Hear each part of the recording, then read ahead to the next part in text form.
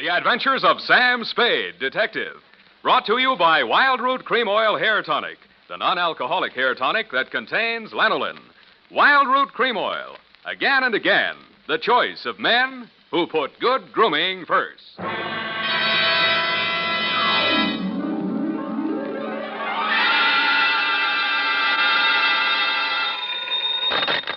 Spade Detective Agency. They offered me a cool $1.5 million, but I couldn't be bought. Oh, Sam, all the time fooling. Straight goods, Effie. Oh, really, Sam? Why didn't you take it? Oh, but you couldn't, of course. That's right, Angel. Taxes. Oh, you mean it would put you in a bracket? The girl's name, in case you were going to ask, was Sugar Kane. Was she sweet? Oh, Effie, you made a joke. Oh, not much of one, though. That is true. But even though you do seem to be, as you would say, in a jugular vein, I shall be right down, serious and frowning, to dictate a chronicle steeped in the bitter tea of general confusion, brewed in a witch's cauldron of murder, greed, and avarice. That's what gives it that nutty flavor. What, Sam? Silly girl, I refer to the Sugar Cane caper, on which I will forthwith my report be down to dictate on, goodbye.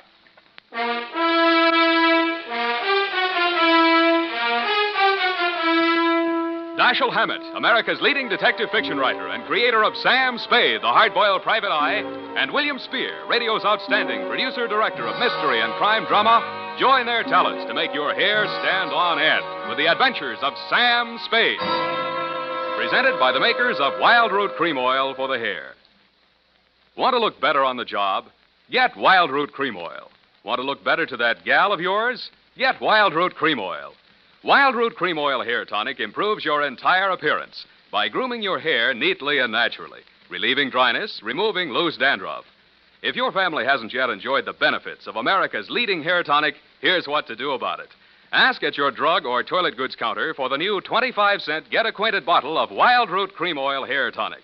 Again and again, the choice of men and women and children, too. And now, with Howard Duff starring as Spade, Wild Root brings to the air the greatest private detective of them all in the adventures of Sam Spade.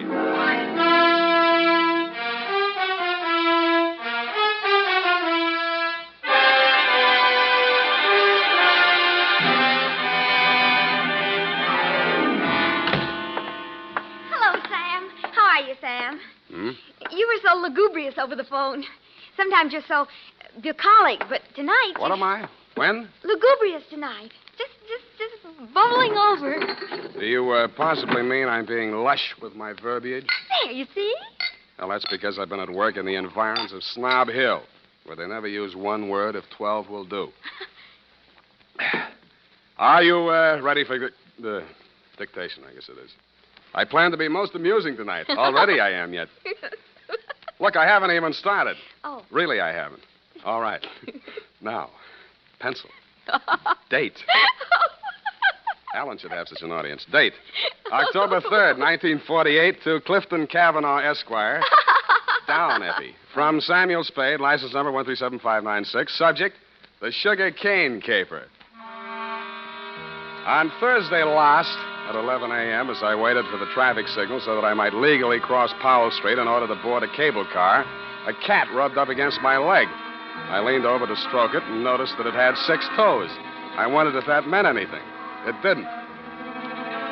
Most Nob Hill addresses don't mean much anymore, but yours still does. The house was big, hideous, and reassuring. Oh. Are you from Peppersnell? No, I'm in business for myself. Mr. Cavanaugh in? Oh. Well, come on in. I can't understand what happened to that boy from Peppersnell. Oh, pardon me if I seem a little hungover. Gladly, but can you ever forgive yourself? I like you. You got a sense of humor. You'll need it. You trying to tell me you don't approve of Mr. Cavanaugh? That perfume pothead. What did he do to you? He married my mother. Oh. Stepfather? Yeah. No, I'm Fred Blair. Spade's my name. Where do I find him? Detective? Check. I'll give you a clue. Look behind you. I did. I turned and found myself looking straight into your handsome face. You looked several years younger than your stepson, with regular aquiline features, dark, widely spaced eyes, and blue-black hair. Well, So you're the notorious Sam Spade. Well, I don't want to seem modest. Come into the conservatory. There's just the barest chance that we'll not be overheard. Good. There. Sit down. What's your problem, Mr. Kavanaugh? Problem indeed. Problems, plural. Starting with that junior grade lush that collared you at the door. He's very fond of you, too. Well, you can't imagine what a trial that boy's been to me. Both the children. For some reason, neither Fred nor his sister Eunice ever quite accepted me as their father. You don't say. I suppose my youth counted against me. I think they misinterpreted my motives. When any man marries a wealthy widow twice his age... Yeah. Why did you send for me, Mr. Kavanaugh? Well, it all started several months back, before my wife, their mother, where was I? Oh, died. The scandal quite literally killed her. You're sure that's what did the trick? Fred, who, among other talents, was a positive genius for knowing the wrong sort of people, struck up an acquaintance with a hoodlum named Johnny Verona. Nice, clean-cut gangster type, runs a joint on Pacific Street. Precisely. With the positively hysterical name of the Subtropico. Mm-hmm. Well, there was a sordid brawl of some sort. A man shot. Obviously, this Johnny Verona shot him. Fred had to give testimony before the grand jury. It was all we could do to keep it out of the paper. But you did. No, and old Eleanor, my wife, that is, dropped dead when the butler brought in the Chronicle. But the worst was yet to come, Sam. Well, don't keep me hanging, Cliff. Well, Fred continued to frequent this bistro, this dive of Verona's. I understand. I believe the bait is a toothsome little teaser with the unlikely name of Sugar Kane. She likes Fred. No woman in her right mind would look twice at that idiot, even if he were twice as rich and only half as sodden. Then, where was I? Oh, yes, this Verona person came here several times on the pretext of pouring Fred through the front door and thereby met my stepdaughter, Eunice. Well, that's a very interesting story, Mr. Kavanaugh. Now, maybe you'll tell me what you want a detective for. Because my stepdaughter has brazenly informed me that she intends to marry this gangster. I want you to help me prevent that marriage. I don't see. Don't see what? I don't see how I can. Well, perhaps I didn't make myself clear. When Verona was arrested for that shooting in his club, Fred didn't tell the grand jury all he knew. Now, if you could prove that Verona is guilty, then we'd be rid of him for good. Is it Verona you want to get rid of or your stepson? Good Lord, you don't think Fred did it? Do you? Why, no, of course not. Okay, supposing Verona did it, then Fred goes up on a perjury rap, maybe accessory. Oh. Well, I have no overwhelming desire to injure Fred. Look, why don't you tell me what you have an overwhelming desire for? Well, under the terms of her mother's will, Eunice will inherit $3 million as soon as she marries. When? When what? When do I meet her? Be serious, man. Now, I will pay Verona $50,000 in cash if he'll stay away from her. Would you take $50,000 as the payoff in a $3 million caper? In this instance, yes. Eunice is not very well, and you may quote me on that. Book, chapter, and verse. To Johnny Verona? To Johnny Verona. Okay. Water's mighty cold this time of the year at the bottom of the bay, but if you don't care, I don't. Thank you. Let me know how it comes out. Don't give it a second thought. You'll know. Don't get up, Mr. Kavanaugh. I know the way out. Hey, Spade, wait up. Well, you look a little better. Listen, there's something you ought to know. He was my sister's boyfriend before he married my mother. He did it out of revenge because Eunice threw him over. He still wants to marry her. Any particular reason? Oh, my mother put that crazy marriage clause in her will. He's been systematically getting rid of every man who's been interested in her. Bought him off, threatened him off any way he could. Why? He thinks Eunice will eventually marry him to get her inheritance. But she won't. She'll kill him first, and if she doesn't, I'll do it for her. Fred. Oh, yeah? Fred, what on earth are you saying? Who is this man? Well, he's the detective. Sam Spade. You're Eunice Blair? Yes, I want to talk to you. Fred, go and... Yeah. See you later, Spade. I know why my stepfather hired you, Mr. Spade. If you need the money, go ahead.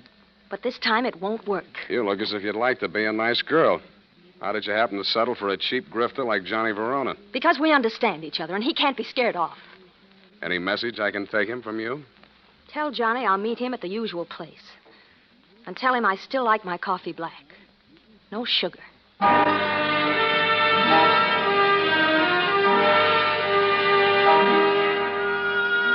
I didn't ask her what kind of sugar she didn't want any of. I thought I knew.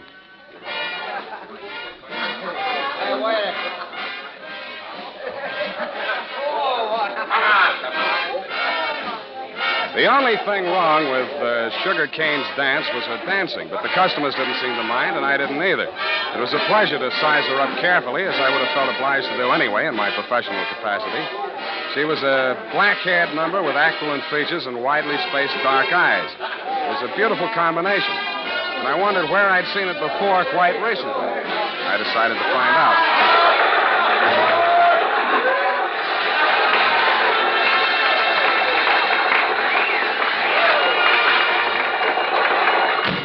Hey, what's the idea of barging in here after me? Can't you see the sign on the door? No customers in the dressing rooms. Then let's go someplace else. I want to talk to you. Beat it. Take it easy. This is on business. Good. I'll fix it up with the boss. Johnny. Yeah, Sugar? What's the matter? Is Joe giving you trouble? He trailed in here after me, the cheap masher, on the pretext of discussing business affairs. Okay, out you go. Hey, now, wait a minute. Come on, move. And don't come back. Well? Sorry I had to give that bum's rush routine. I don't want to get her excited. She's a nice kid, and she doesn't know why you're here. I take it you do. Yeah. Eunice called me and told me you'd be down. Okay, Johnny, I'll give it to you fast and get out. Clifton Cavanaugh will pay you $50,000 to leave Eunice alone. He also made a few idle or not so idle threats about what might happen to her if you don't take his money. For example? He said she hasn't been feeling well, might not live long enough to get married. I don't have to tell you what I think about that kind of talk, and I wouldn't be peddling it if my office rent wasn't due. That's why when you started giving me that bum's rush, I made only, shall we say, a token resistance. Yeah. About me marrying Eunice, you can tell Clifton to stop worrying. Hmm? Yeah, Eunice and I got married 3 weeks ago. You what? Married. You want to see the papers? Why the secrecy? I don't want her to get hurt. You're scared of Clifton? Nah. Sugar. She's got a very low boiling point. She's a... pardon me. Yeah. Yeah, Nick. What is? Go ahead. Yeah, I heard you. No, don't touch anything. Don't let anybody in. I'll be right over. Bad news? Yeah, Eunice. She's dead. How? One of my boys found her in my apartment. She was supposed to wait for me there. How did it happen? He's not sure. He thinks she took poison. I had to give Johnny Verona one thing. He didn't make any pretense about being grief-stricken. But after all, he just inherited $3 million. Sugar Kane took it standing up, too, but she just lost a rival and got her man back $3 million richer. I wasn't with you when you got the news, Mr. Cavanaugh.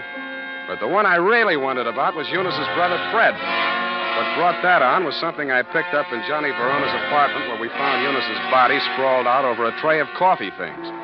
It was a medicine bottle with a doctor's prescription number on the label. The name of the druggist that had put it up was Pfefferschnell.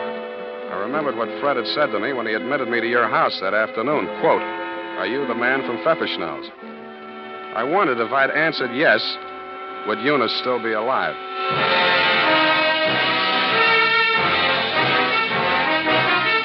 The makers of Wild Root Cream Oil are presenting the weekly Sunday adventure of Dashiell Hammett's famous private detective, Sam Spade.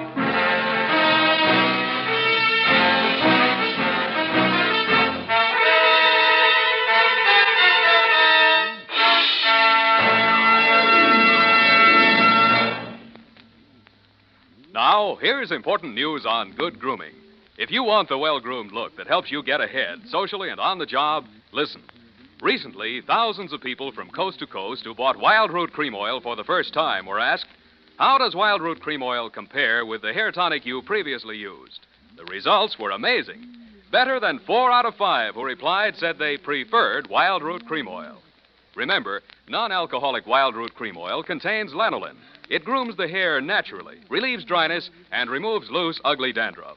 So if you want your hair to be more attractive than ever before, get the generous new 25-cent size of Wild Root Cream Oil, America's leading hair tonic, on sale at all drug and toilet goods counters. It's also available in larger economy bottles and the handy new tube.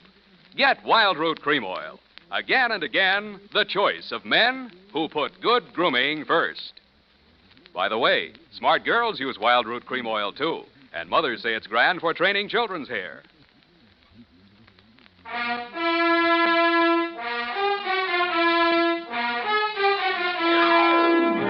And now, back to the Sugar Cane Caper. Tonight's adventure with Sam Spade.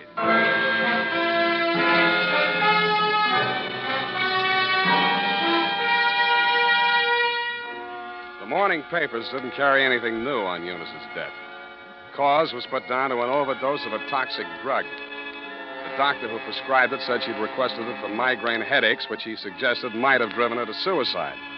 He did not explain why she had taken 4 doses in capsule form and dissolved the rest of it in a decanter of coffee.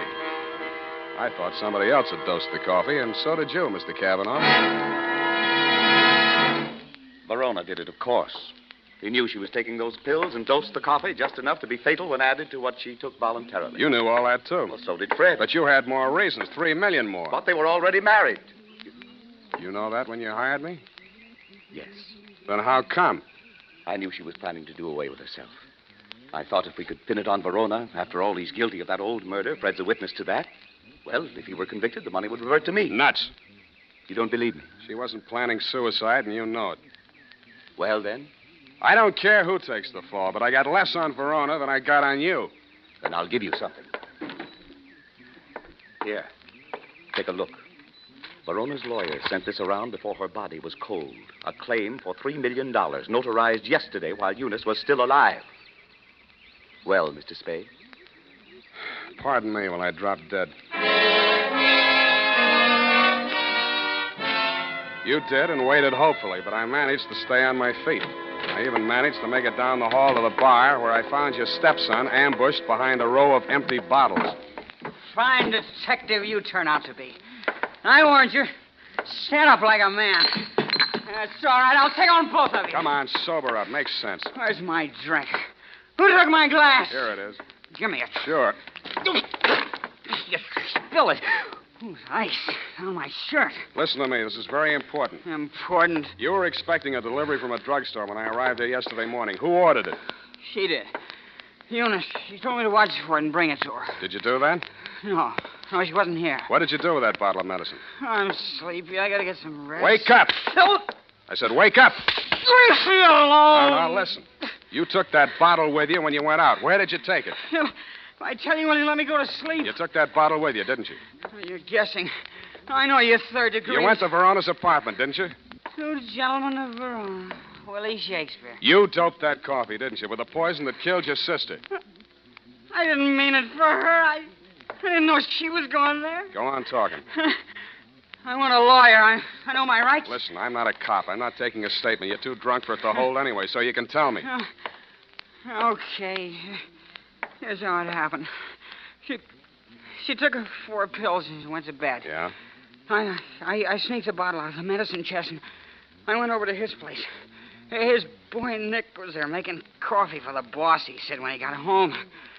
I hung around talking for a while, and I slipped some of the stuff in the percolator while he was getting out the cups. And that's all. Why did you want to kill Johnny Verona? So Eunice wouldn't have to marry him. What do you mean, have to? Well, she was doing it for me, so he'd keep quiet. About that brawl in the club, that old killing they tried to nail Johnny for? Yeah, that's it. The gun that did it. He got rid of it before the cops arrived. That was my gun. Fred, straighten up. Look. Yeah. Johnny dictated the story you told the grand jury. How do I know he didn't dictate the one you're telling me now? Who are you covering for? I didn't say anything. I didn't tell you anything. Get out of here! What's the matter with you? Get out the window! The revolver barrel that crashed through the darkened window pane behind the bar spoke twice. I answered it. I looked out into the darkness, making myself a good enough target to draw some fire. I fired back at the flashes. I was depending more on luck than aim, and luck was what I wasn't having much of. I went back to the place where Fred had fallen. The shots that had dropped him were luckier. He'd been dead before he hit the floor. What is it? What's happened here? See for yourself. Who? Shot through the window. Couldn't see anything but the gun muzzle. Looked like a .45. Johnny Verona, he packs a .45. Who told you that? It came out at that investigation. One of the reasons they couldn't indict for that old shooting. There were a lot of reasons they couldn't get that indictment. What are you driving at? Neither one of the leading suspects was guilty. I don't follow you. Sugar Kane did that job. Well, that's wild. What if I told you Fred made a statement to that effect before he was shot? You're lying. He confessed. Did I tell you that? Well, he must have. He always talked about it when he was drunk. All right. I was bluffing. Why? Just a crazy hunch. I thought there might be something between you and Sugar. Now I'm sure there isn't. Of course not. Should have spotted it before. You're too much the same type. Even look alike. I can't make you out. Well, don't try. It's not worth it. You better call homicide about Fred here. Tell Lieutenant Dundee if he wants my statement, I'll be at my apartment.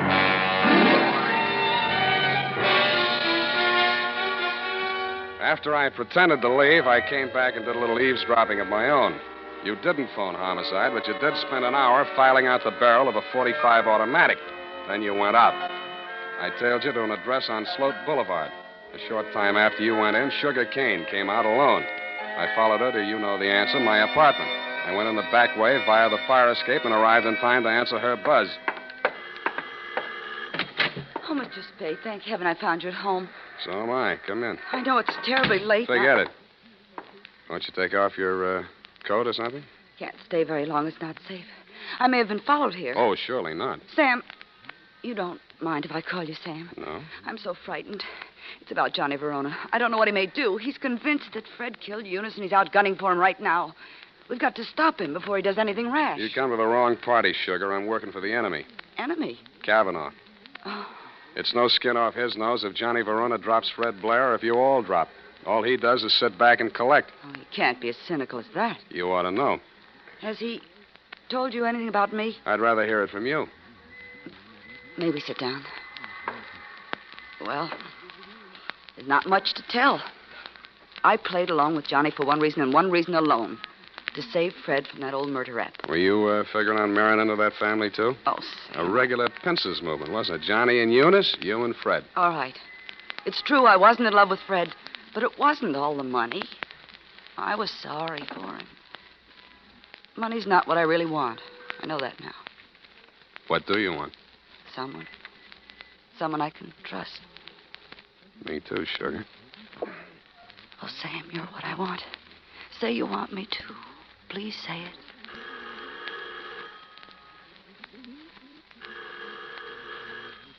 Don't answer it, Sam. Why not? Johnny may have followed me here. He's insanely jealous. Well, I gotta face it out with him sooner or later. Might as well be now. Sam, be careful. Stand out of the way, Sugar. No, Sam. No, please. Don't reach, Johnny. I'm not gunning for you, Spade. In that case, come on in. Well, Sugar.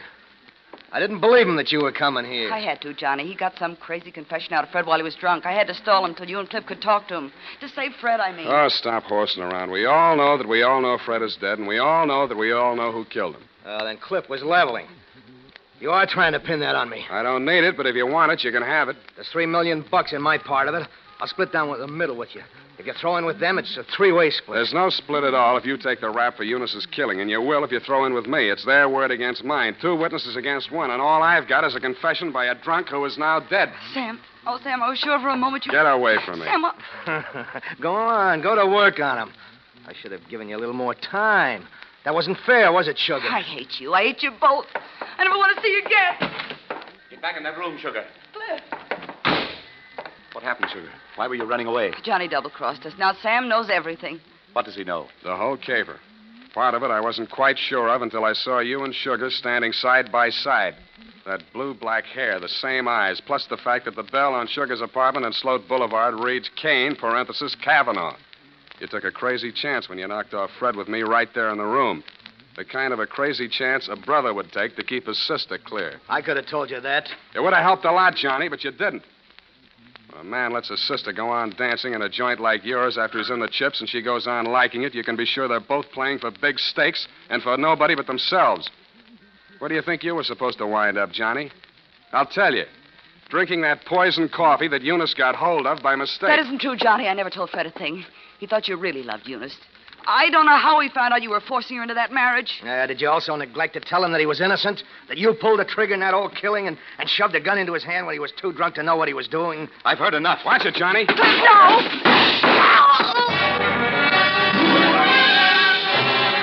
I winged you a split second before you fired. Your aim went wild. All I saw at first was that it missed Johnny.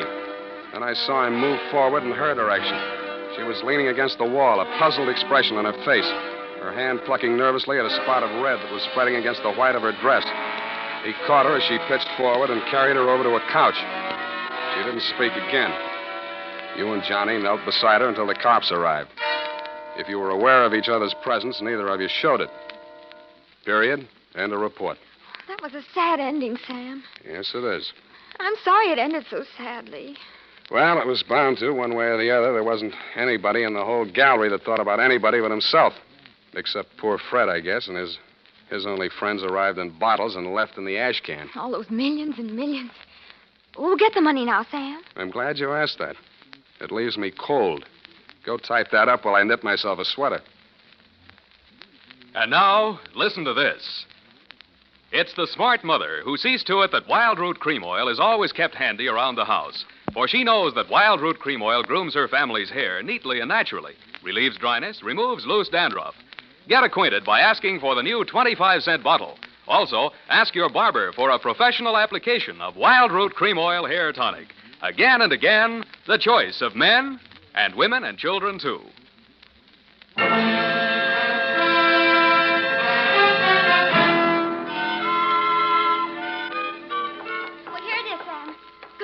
Terrible group of unfortunates. As you say, it just had to end badly. If you hope to get back in my good graces by quoting me, to trick me into agreeing with you, you have succeeded. There you go, Sam. So lugubrious. Effie, what is this? What means lugubrious? Oh, Sam, it's wonderful. It's my new habit. Oh? Every time I read a book now, and like you read a book and there's a word you don't know what it means or you're not sure. Yeah. Well, I make it a practice now to write down and learn 3 new words per day. Well. And learn the definitions to use them in conversation. Like desultory. And lugubrious? Yes, that's one of my 3 for today. You see? Lugubrious, right here it is. To talk a great deal. Bucolic, state of being sorrowful. And verbose, to be out in the country. I see. Very praiseworthy.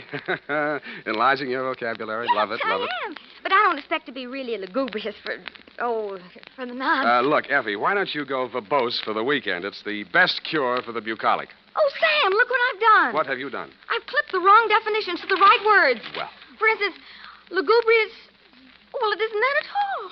And bucolic, let me see. Oh, Sam, I've learned them wrong. I wasn't going to tell you, Effie. It's better to find out for yourself. It's more, efficacious. My new habit. Oh.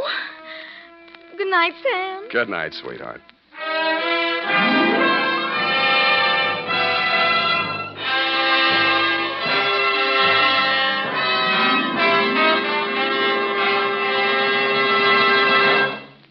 The Adventures of Sam Spade, Dashiell Hammett's famous private detective, are produced and directed by William Spear.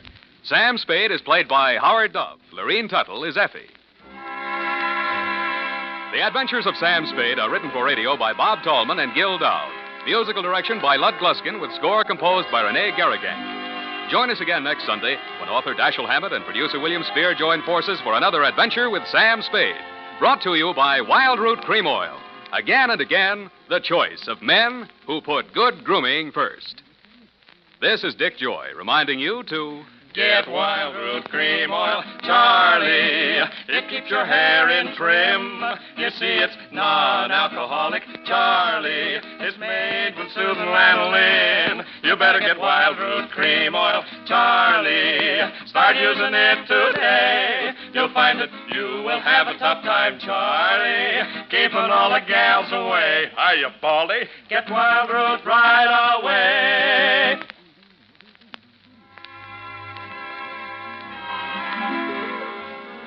This is CBS, the Columbia Broadcasting System.